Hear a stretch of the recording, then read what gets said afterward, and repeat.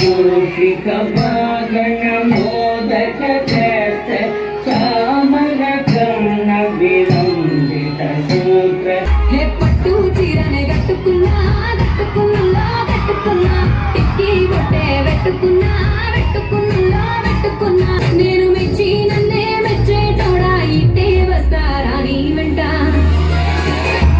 నీ బుల్లెట్ వెంటకి వచ్చేట పాడు గొడుగు గొడుగు గొడుగని oh my god what is this what aunty ఏం చేస్తున్నారు ఇల్లంతా పొగేంటి సాంబ్రాణి దోపం ఎంకేస్తారో తెలుసా aunty aunty please remove this branches ఆగమ్మాయి ముందుగా వీటికి బ్రాంచెస్ అనుకోండి వీటికి మామిడి తోరణాలు అంట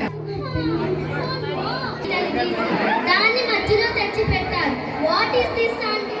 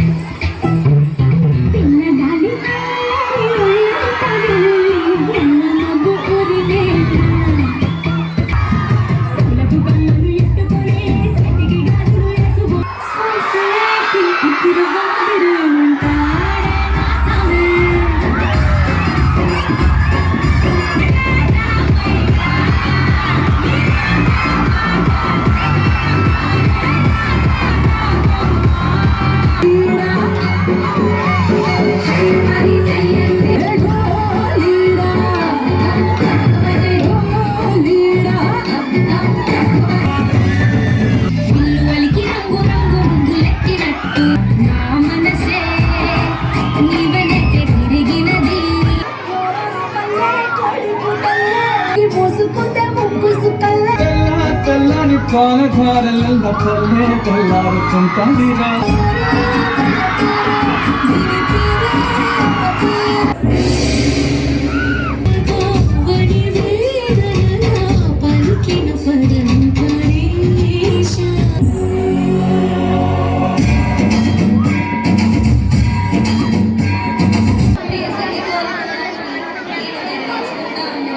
అన్నగారు ఆపదలో ఉన్నానన్నా కూడా నీకు చలించడం లేదు నీవు ఏదో దుర్బుద్ధితో వెళ్ళడం లేదు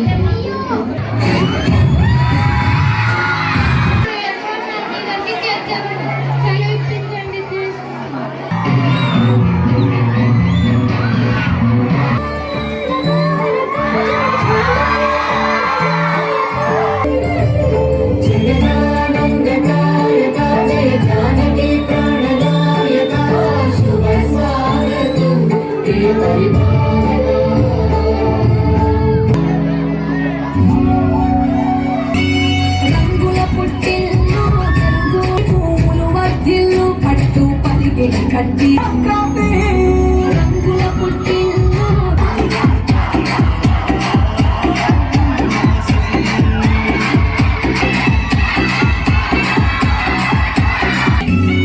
రంగుల పుట్టిల్లు తెలుగులో పందెము కట్టి ఎట్లతో పరుగులు పెట్టి